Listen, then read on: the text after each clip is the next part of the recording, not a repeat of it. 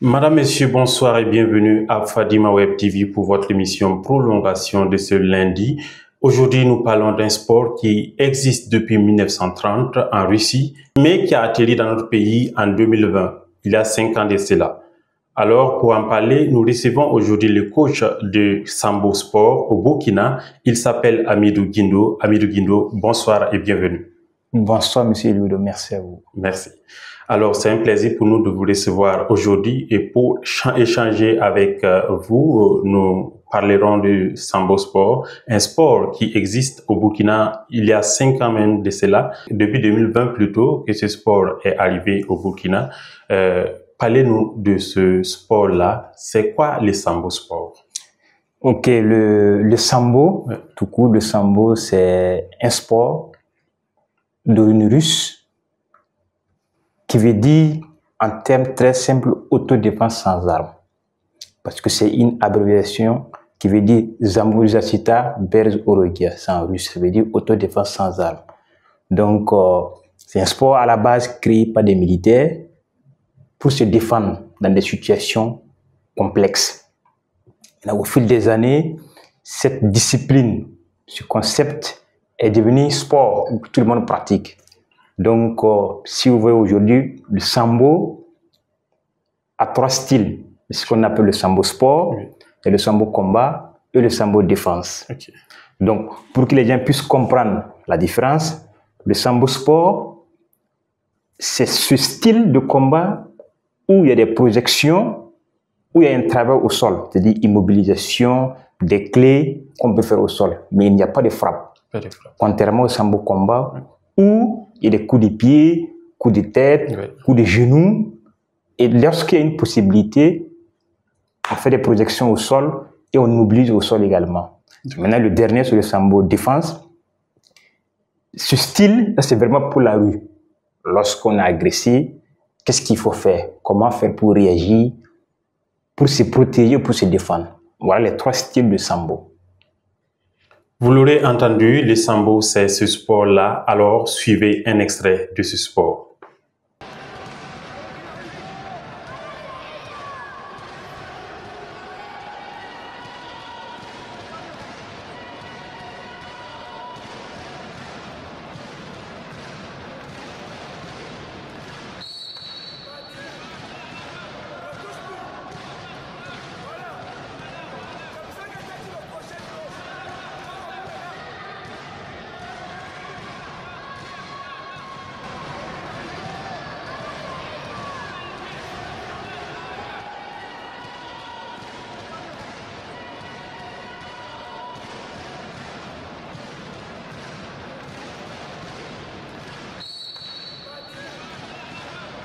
Depuis 1930 que ce sport existe au temps de l'URSS et c'est en 2020 que le Burkina a attendu pour pouvoir un tant soit peu pratiquer ce sport. Dites-nous pourquoi ce temps-là, parce que 90 ans c'est pas petit, pourquoi ne pas l'amener bien avant et que c'est récemment que nous pratiquons un sport très intéressant comme ça? Alors, là je ne sais pas comment je vais répondre à cette question. Mais il faut dire que, à la base, je suis lutteur. Moi, je suis lutteur et judoka. Donc, après, j'ai fait un peu la boxe, le Krav Maga, qui est un sport un peu russe, de la self-défense russe. Mais, au lieu de faire, parce qu'au judo, par exemple, on ne frappe pas. OK? Krav Maga, il y a des coups de pied, on frappe. Donc, j'ai dit, mais pourquoi ne pas chercher une discipline où tu peux trouver tout? Au lieu d'aller faire 3 ou 4 disciplines. Donc, je fais mes checks, je fouille, et je trouve cette discipline, cette belle discipline, où tu as du tout. Tu peux frapper, tu peux lutter, tu peux amener au sol. Donc, vraiment, la discipline, elle est complète et elle s'approche de la réalité. Donc, c'est après, voilà, ces 2 disciplines, je suis allé dans d'autres pays où ça existait pour me faire former. Voilà, comme le Mali, en Égypte, au Maroc, même en Russie. Et voilà comment c'est arrivé et comment on essaie de bouger avec ici au Burkina. On voit que c'est vraiment complexe du moment où ce sport est un ensemble de plusieurs disciplines que nous pratiquons déjà au pays ici, que ce soit la lutte, la boxe et bien d'autres. Alors, qui peut pratiquer ce sport-là au Burkina? Alors, il faut dire que ce sport, tout le monde peut le pratiquer. Parce que déjà, il faut dire que c'est un sport, c'est une discipline où toutes les nations retrouvent les styles de combat. Presque toutes les nations du monde retrouvent les styles de combat. Donc, du moment où tout le monde pratique, toutes les nations se retrouvent dedans, donc n'importe qui peut pratiquer cette discipline. Que tu sois lutteur, que tu sois boxeur, ou même si tu n'as jamais pratiqué, en tout cas, à la base, chacun apprend quand même à se défendre. Donc, tout le monde peut pratiquer cette discipline. Dès que tu as 5 ans déjà, tu peux commencer à pratiquer cette discipline. Voilà. Et on sent que c'est catégorisé. Et comment c'est fait? Quelles sont les catégories qui existent? Il y a côté femme, il y a côté homme, et aussi il y a au niveau des poids qui, voilà. Oui, effectivement. Ces catégories. Dans toutes les disciplines, dans tous les sports de combat, c'est des questions de catégories. Donc tu rends compte que celui avec qui tu as le même poids, voilà. Et les femmes combattent ensemble et les hommes combattent ensemble. Maintenant, si vous voulez, dans les compétitions, la durée de combat, c'est 5 minutes pour les hommes et 4 minutes pour les femmes. Le total du combat, ou bien c'est comment? Voilà, la durée d'un combat. Lorsque il y a 2 athlètes qui s'affrontent, vous avez 5 minutes pour gagner, que ce soit en sambo sport ou en sambo combat. Maintenant, chez les femmes, ça fait 4 minutes. 4 minutes. Voilà. Maintenant, la seule différence qu'il faut dire, contrairement aux autres disciplines, là, vous allez voir, les gens sont habillés en rouge et en bleu. Bleu, oui. Voilà. Pour vraiment faire la différence. Et les gens sont en culotte. D'où les modes de revoir que cette discipline tire également des techniques au niveau de la lutte. Parce que généralement, à la lutte, les gens combattaient en culotte. Donc, ce style est resté toujours. Donc, les gens sont en culotte et avec des kutka qu'on appelle les kimonos. Voilà. Rouge et puis bleu. Voilà. Donc, si vous voyez cette tenue, il faut vous dire que c'est le sambo. Voilà. Et souvent des casques? Oui, pour tout ce qui est sambo combat. Parce que là, j'ai dit qu'il y a des coups de tête, il y a des frappes. Là, il y a des équipements qu'il faut porter pour réduire les risques de blessures. Par exemple, les casques, les protège-dents, les coquilles, les protège tibia. Tout ça, c'est vraiment pour réduire les risques de blessures. Parce qu'il y a des coups de tête, coups de genoux, coups de coude. Presque tous les coups sont permis. Donc, vraiment, il faut se protéger. Mais au sambo sport, il n'y a pas de protection parce qu'il n'y a pas de frappe. Voilà. C'est important de faire quand même la différence. Oui. Alors, au niveau de l'association burkinabé des sambo, c'est qu'il y a des compétitions qui sont organisées. Pouvez-vous nous parler de ces compétitions? Quelles sont les compétitions que vous organisez et comment ça se fait? Alors, déjà, nous, au niveau de Sambo Burkina, on a, pour la promotion de cette discipline, nous avons 3 axes. C'est-à-dire, nous organisons des compétitions et des stages de sensibilisation. Parce que la discipline n'est pas bien connue pour le moment. Donc, nous partons dans les régions pour organiser des stages de sensibilisation pour que les gens puissent comprendre ce que c'est que le sambo. Et on organise des compétitions pour des athlètes, pour que les gens puissent se mesurer. Donc, par exemple, l'année dernière, nous avons pu organiser une compétition nationale où des régions sont venues pour faire la compétition. Et parmi ces meilleurs, ce sont ces meilleurs qu'on a retenus pour organiser la compétition du tournoi, le tournoi de Vladimir Poutine, où on a invité les Maliens, les Nigériens et les Russes sont venus. Donc, ça c'est le premier aspect. L'autre aspect, nous participons également à des compétitions internationales. Et ça, c'est pour permettre quand même au rayonnement de notre pays. Parce que participer à des grandes compétitions, au niveau africain, au niveau mondial également, permet au rayonnement du pays. Le dernier aspect où nous mettons l'accent beaucoup avec le contexte que nous connaissons, où la situation sécuritaire n'est pas facile. Donc, le dernier aspect de Sambo Défense, le Sambo Défense qui est vraiment le Sambo Self-Défense, où nous organisons des stages pour la population, que ce soit les femmes, les hommes, qui veulent apprendre à se défendre. C'est-à-dire allier le sport et apprentissage de self-défense. Permettre aux gens d'avoir quelques réflexes pour se protéger, pour se défendre lorsqu'il y a une situation d'agression.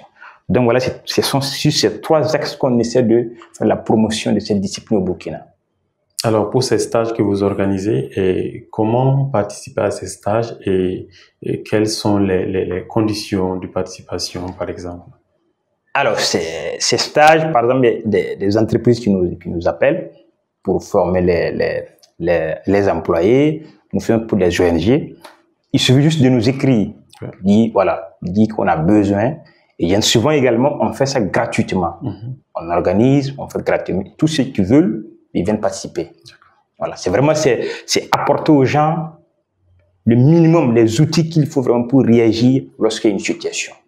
Alors, nous allons parler des compétitions, principalement le tournoi Vladimir Poutine, qui a été organisé l'année dernière, en février passé, février 2024 plutôt. Ouais.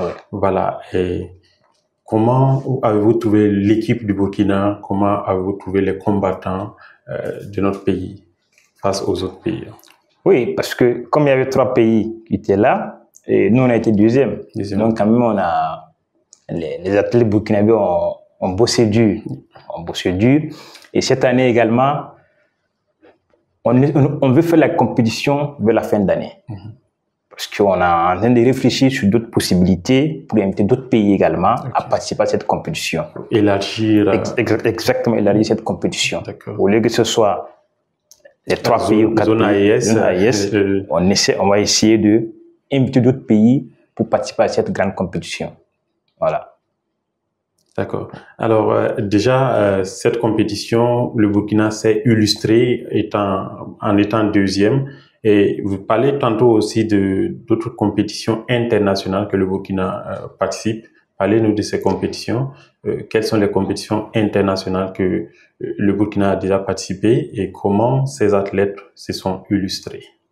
Alors, il faut dire, par exemple, l'année dernière, après le tournoi de Vladimir Poutine, on a participé au championnat d'Afrique qui a eu lieu en Égypte, où on a pu envoyer une athlète avec un coach, où ils sont revenus avec 2 médailles, 2 médailles de bronze.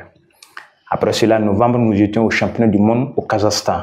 Bon, les athlètes sont bien comportés, ils ont appris, mais en tout cas, le niveau est très élevé. Voilà. Et après ça également, bon, ce sont ces 2 grandes compétitions qu'on a pu participer. C'est vrai qu'il y avait les Jeux africains au Ghana également, où on a pu envoyer 2 athlètes, mais qui n'ont pas pu décrocher de médailles. Ils sont allés apprendre, ils sont revenus. Mais est-ce que nos athlètes bénéficient des stages de perfectionnement afin de pouvoir être sur le plan international? Pas encore. On essaie de bousculer, on a de bousculer pour pouvoir envoyer nos athlètes dans d'autres pays, des gens qui ont plus d'expérience, des gens qui sont des champions du monde pour pouvoir se frotter avec ces gens. Mais il faut le dire, on tape les portes pour que nos athlètes puissent aller quand même frotter ces gens, voir comment ça se passe et puis revenir à des expériences. En tout cas, afin de mieux faire rayonner notre pays au niveau de Sambo, voilà, dans le monde entier. En termes de financement, on sait que c'est pas facile. C'est à peu près tous les sports au Burkina qui en parlent. Et quels sont les besoins particulièrement de l'association en termes de... Depuis 2023, décembre 2023, nous ne sommes plus en association. On est un comité national provisoire. Okay? C'est comme dans tous les sports. Les besoins, c'est pareil. Hein? Sport, sans moyens financiers, ça ne va pas marcher. Compliqué. C'est vrai, même si ça marche, c'est compliqué. Forcément, il faut qu'il y ait des moyens pour que ça puisse bouger. Il faut mettre les gens dans les conditions, même c'est un peu. Et il faut des infrastructures. Il faut trouver des salles qu'il faut bien équipées pour que les jeunes puissent bosser. Ça, c'est important. Donc, c'est équipement, c'est les moyens financiers. Forcément, il faut que ça suive. Si ça ne suit pas, bon, les gens vont se battre, mais c'est très difficile. Les résultats ne peuvent pas... C'est très difficile. Voilà. Donc, c'est pratiquement tous les sports, comme vous l'avez dit.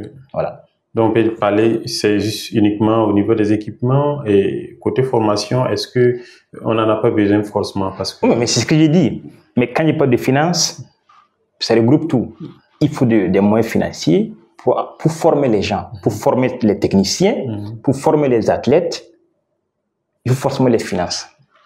Et pour participer à des grandes compétitions, également, il faut des finances pour accompagner des athlètes. Donc, sans finances, c'est compliqué. Donc, on ne peut pas former des gens comme ça. Surtout amener les gens à l'extérieur sans finances, c'est pas possible. Donc, les moyens financiers, c'est à ce niveau. Ouais, les équipements, ça, c'est les salles d'entraînement, les équipements qu'il faut, les matériels qu'il faut pour pouvoir se mettre dedans et bien bosser. C'est ça. Voilà. Au-delà de ça, il faut noter aussi que les collaborations avec les autres pays sont vraiment importantes pour pouvoir évoluer. Est-ce qu'on a des pays dont on collabore avec pour pouvoir aller en avant? Mais il faut dire que, je prends l'Afrique de l'Ouest, c'est vrai que le Burkina est le dernier pays, en Afrique de l'Ouest, à faire venir cette discipline. Mais aujourd'hui, nous sommes le seul pays, pas de l'Afrique de l'Ouest, où nous avons 2 coachs internationaux. Donc, je ne sais pas si où on va aller en Afrique de l'Ouest. Bon, c'est possible. Mais aujourd'hui, peut-être c'est voir avec les autres pays qui sont mieux que nous pour voir comment on peut collaborer et apprendre. Sinon, en Afrique de l'Ouest, c'est pas évident. Mais nous sommes en train de chercher des pays avec lesquels on peut travailler pour pouvoir renforcer les capacités de nos techniciens et de nos athlètes. Mais pour le moment, il n'y a pas de pays. Voilà. Mais on réfléchit là-dessus quand même. D'accord. Alors, est-ce que l'encadrement du staff, c'est comment ça se passe? Parce que si souvent on tape les portes pour avoir des collaborations, est-ce que au niveau du staff, il y a des portes de formation ou bien des stages à l'international pour pouvoir les permettre aussi d'être au même niveau que les autres associations et autres? Alors, comme tout à l'heure, je viens de vous dire, au Burkina, nous avons 2 coachs internationaux. C'est ça.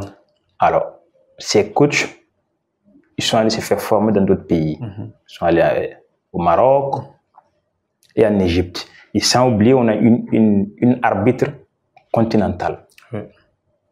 Mais ces gens, la formation, c'était à l'extérieur. Il fallait prendre tout en charge. Donc, c'est vrai, on s'est battu en tant que combattant et trouver les moyens qu'il faut pour aller décrocher 2 coachs, j'allais dire décrocher 2 diplômes pour avoir 2 coachs pour pouvoir faire bouger le sambo au niveau du Burkina. Et nous avons une arbitre aussi également continentale qui allait faire une formation et qui a eu ce diplôme. Voilà. Est-ce qu'il y a des projets de compétition déjà en place sur le plan national et international que vous pouvez nous parler déjà? Oui, effectivement, dans notre programme, nous avons pas mal de compétitions au niveau national. Et sur le plan africain également, là, on a de se préparer pour une compétition qui aura lieu du 24 au 27 en Guinée, qu'on appelle le championnat d'Afrique. Niveau national, il y a une compétition nationale que nous sommes de préparer.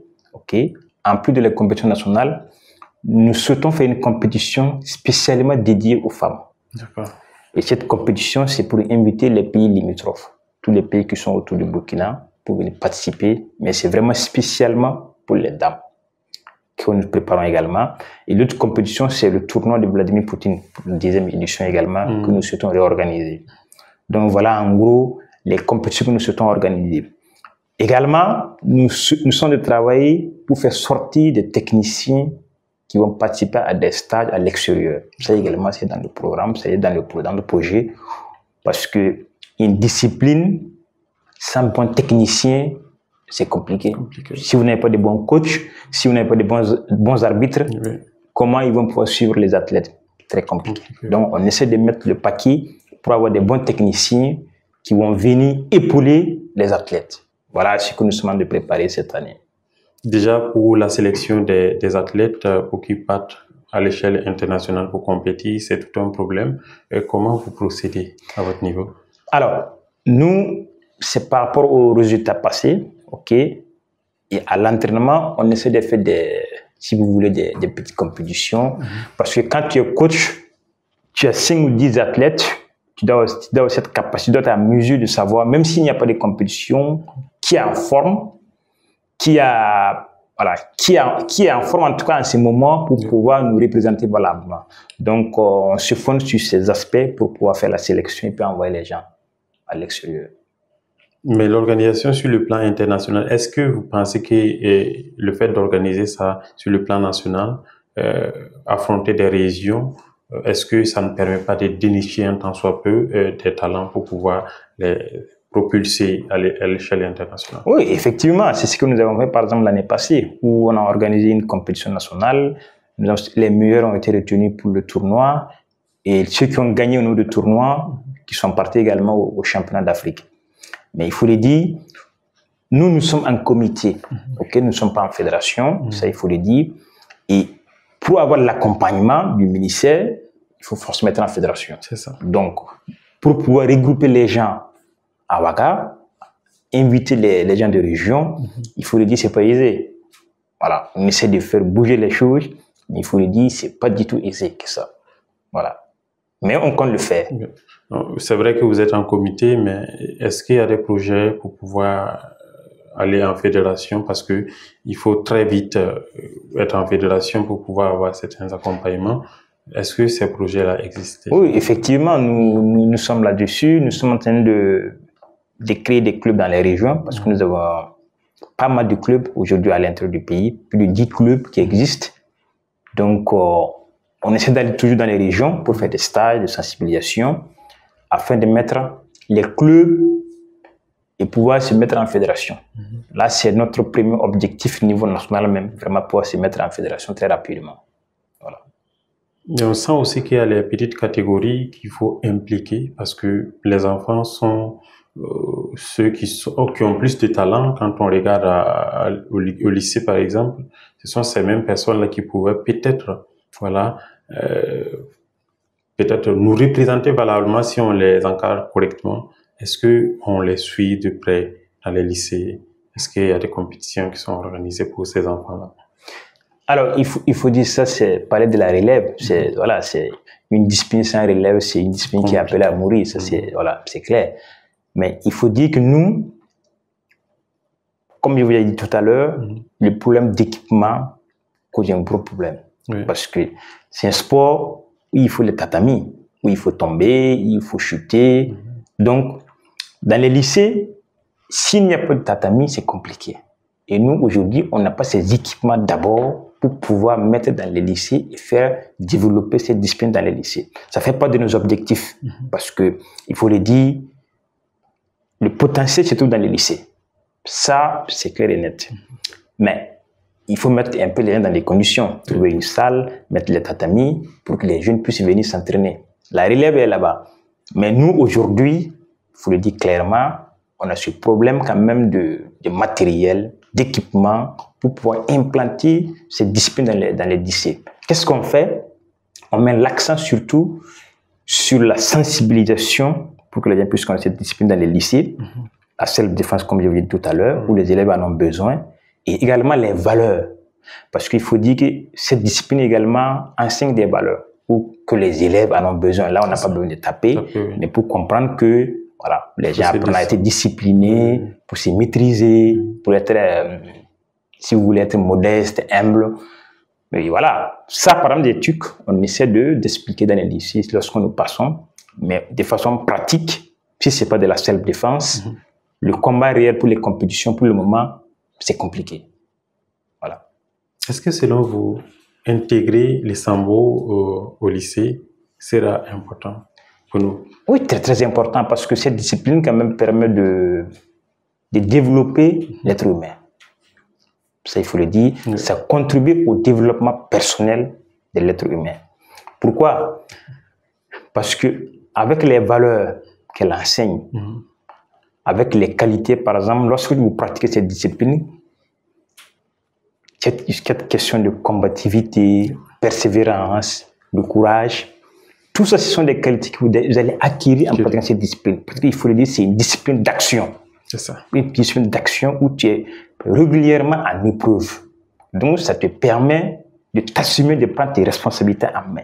Et on a besoin aujourd'hui des jeunes, des gens qui s'assument. C'est ça. Au lieu de fuir ta responsabilité, tu dois t'assumer. Oui. Voilà. Au lieu de rester dans ta zone de confort, tu dois sortir dans ta zone de confort. Et cette discipline te permet de sortir dans ta zone de confort, de tes responsabilités, parce que tu seras en face de tes responsabilités régulièrement. C'est ça. Donc, la jeunesse, les élèves en ont besoin de ça pour être des leaders de demain. C'est ça. Parce que le leader, c'est celui qui s'assume. Il faut le dire clairement. Voilà. Et donc, si on arrive intégrer cette discipline dans les écoles, il faut le dire, ben, on va gagner. Avec ses valeurs, avec ses qualités, ça va transformer les élèves pour des hommes de demain. Oui. Le 10 avril dernier, nous avons assisté aux assises nationales pour le sport. Alors, le sambo, quel était le sort du sambo? Alors, moi, je n'étais pas là, nous n'étions pas invités, ça il faut le dire. C'est vrai que j'ai vu ça sur les réseaux sociaux, j'ai lu, à la télé, j'ai regardé. Bon, en tout cas, on n'a pas été invités, peut-être parce que nous ne sommes pas en fédération. Oui. Donc, nous avons juste regardé comme ça, comme tout le monde, bon, et on attend. Un appel à l'autorité en faveur du sambo? Ben, c'est ce que j'ai dit. Le seul appel, c'est vraiment de mettre plus de moyens, de façon générale, à tous les sports, surtout les sports individuels, les sports de combat, si vous voulez, qu'il y ait quand même plus de regards, ça il faut le dire, c'est vrai, ils font ce qu'ils peuvent. Ça, je ne dis pas ils font ce qu'ils peuvent, mais ceux qui sont au volant, donc nous, ce que nous souhaitons qu'ils fassent mieux également. Et je vois que au niveau de, comment on appelle ça, les équipements, nous qui sommes dans une nouvelle discipline, où nous avons besoin d'équipements quand même pour pouvoir faire la promotion de cette belle discipline. Voilà.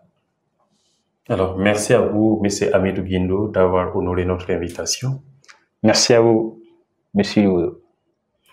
Alors, madame, messieurs, c'est la fin de votre émission Prolongation de ce jour. Nous avons échangé du sambo sport au Burkina Faso. Nous étions avec Hamidou Guindo, coach national du sambo sport au Burkina. Très bonne suite de programme à vous et à lundi pour une autre émission.